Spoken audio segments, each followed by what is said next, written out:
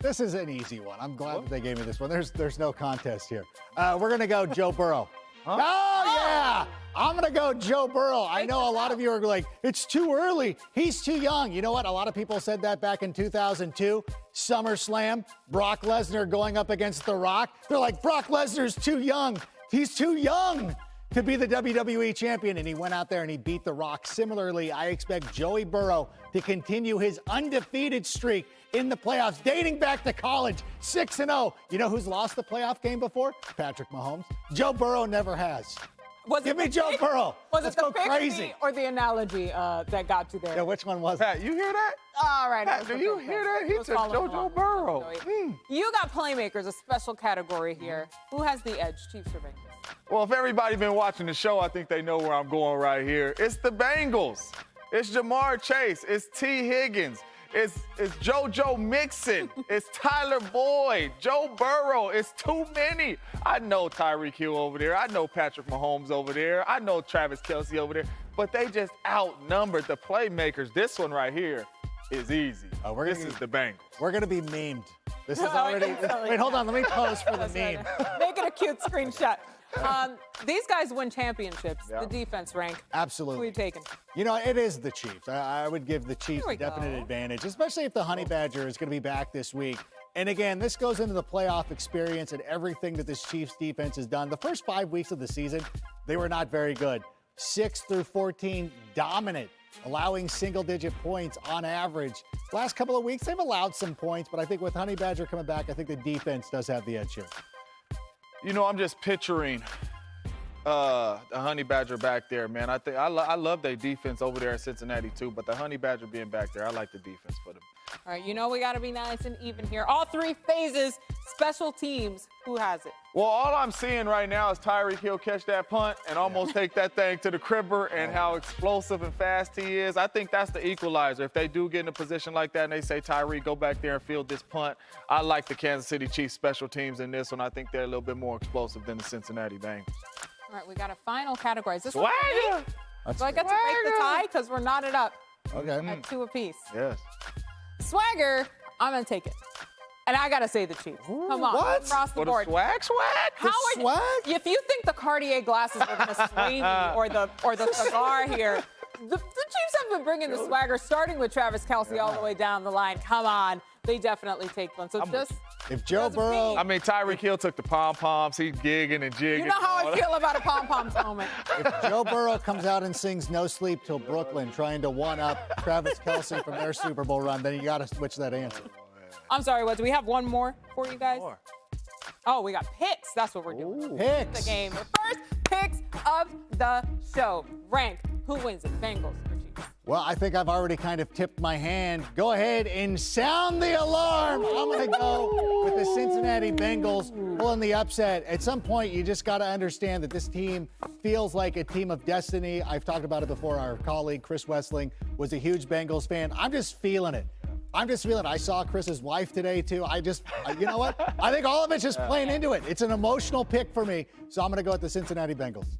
I think I'm standing close to you. I'm rubbing off on you a little bit. But, man, it's just something with playing with house money. The Bengals is playing with house money. No one expected Joe Burrow and the Bengals to be in the AFC Championship, which means they got no pressure. Come out there, play your game. You got no pressure. I like JoJo Burrow. You heard the sound. I like JoJo Burrow. Jamar Chase upsetting Patrick Mahomes and the Kansas City Chiefs on the road.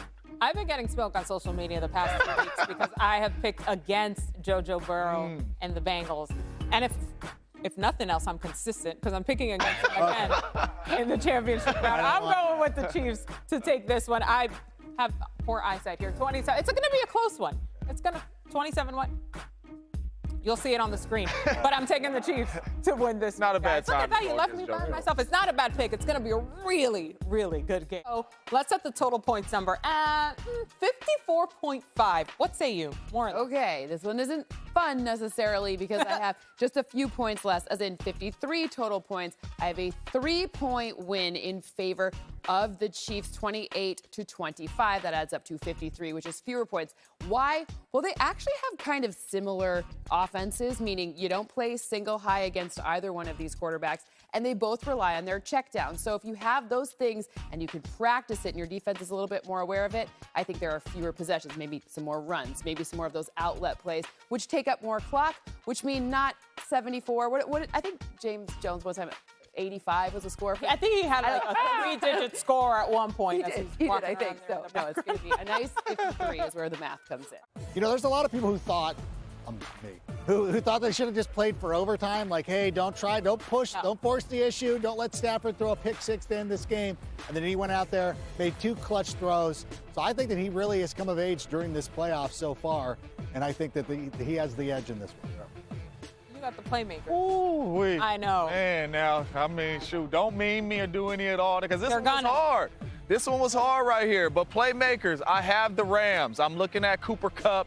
I'm looking at OBJ. I'm looking at Higbee. I'm looking at Cam Akers in the backfield. I got to go with the Rams playmakers. I'm looking at it's hard because I'm looking at Debo and them too, and I'm looking at George Kittle, but I got to go with the Rams, man. I think OBJ, addition to the Rams, having him over there, Higbee the tight end. You got Cam Akers back. I think he'll have a big day. I got to go with the Rams playmaker.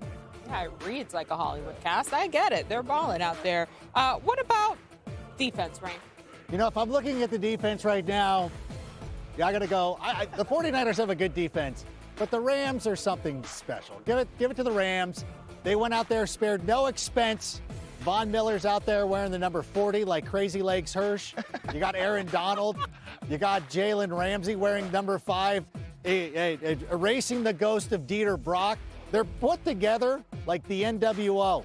It's a new world order. It's just one. I was gonna get Anytime you can slip it in. another one. But you know what? They just got all these stars, and they've come alive. Like Von Miller, like no disrespect to him, didn't really seem interested in playing in the regular season. Came out and was a force in the playoffs, and that's fine. That's what. Listen, this is what Los Angeles is based on: is bringing in guys like this. Going back to Michael Thompson, Kareem.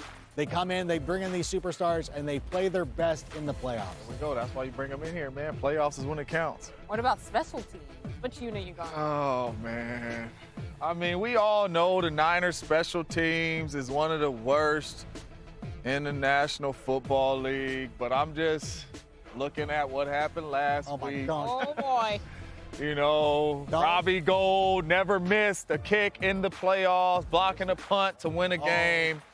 I know the Rams have a really good special teams unit, but I'm giving this to the Niners strictly because of that. Robbie Gould. I mean, we seen Robbie Gould kicking field goals while they introducing the starters. He like, whatever. That is disrespectful. I'm getting ready to kick this game-winning field goal on you. Block punt to win the game. Offense then score touchdowns. Niners special teams shows up. I'm taking the Niners special team. Robbie Gould does not care about your pregame ceremony whatsoever. He boom. He just wants to have fun. All right, so you guys are giving the edge pretty heartily here to the Rams. I'm going to take Swag the is big, though.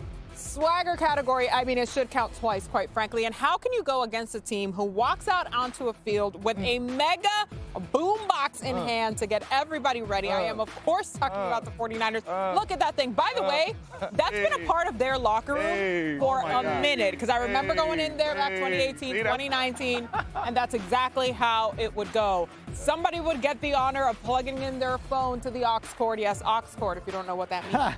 Plugged into that so that you can play your music on it, just so everybody's on the same page there. But yeah, the swagger is off the chain when it comes to the 49ers. And it's big, and it helps when they've won that many in a row. But they can't sleep on them, because we already talked about that all-star roster with the Rams. So why don't we get down to business, huh? Let's pick it. Rank, go ahead. Okay, now you heard me give the edge at quarterback to the LA Rams. Yep. You heard me give the edge at playmakers, defense. I don't know about swagger, but you know what? Give me the San Francisco 49ers. Line up the alarm. 6-0 means something. I said it earlier in the show. You can't just give away home field advantage. Start making it an issue. Like, please don't sell your tickets. No, you show up and you show them who's boss. Don't let them walk into your house and take advantage of you. But Kyle Shanahan is disrespectful. 6-0. Against this team. And what did you say earlier in the show? The team that has a 6-game winning streak is going 5-2. So I'm going to pick the 49ers. So quarterback Rams. Yep. Playmakers Rams. Rams. Here we go. Defense Rams. Rams. Niners win the game. Yes, sir. Yes. No, listen to me. Listen sense, to me. what you're saying. I'm telling you right now, Sean McVay, we have given you everything. Von Miller, OBJ, got the baddest man on the planet on the defensive line in Aaron Donald. You got your quarterback that you wanted. It's time, man. You cannot lose 7 times to one team. It is time. You got 2 games at the crib right here. I got the Rams in this one big because I know Sean McVay going to get this one done. 35-17 Rams. You know, we had Danny Trejo on the show earlier. Mega Rams fan. We go way back. Yeah. Back on the sidelines at the LA Memorial 100%. Coliseum. So I feel like he'll forgive me for picking the Niners in this. Oh! I have the 49ers winning this one. Tight. 2-game score, 27-25, the final. I think see that what y'all context doing. matters. I think the chess match matters as well, and the scheme matters. We can talk about all the playmakers, who has the edge where. To me, it comes down to the 2 coaches. And what'd you say about Shanahan? That's Big Brother. Big looming brother, he's over the big McVay. brother, the other 2 guys on the It's floor. McVay's birthday week. Shanahan's coming in to blow out the candles before McVay can even get there. McVay, you heard me. That's my final. You heard me. Did say it. You heard me, McVay.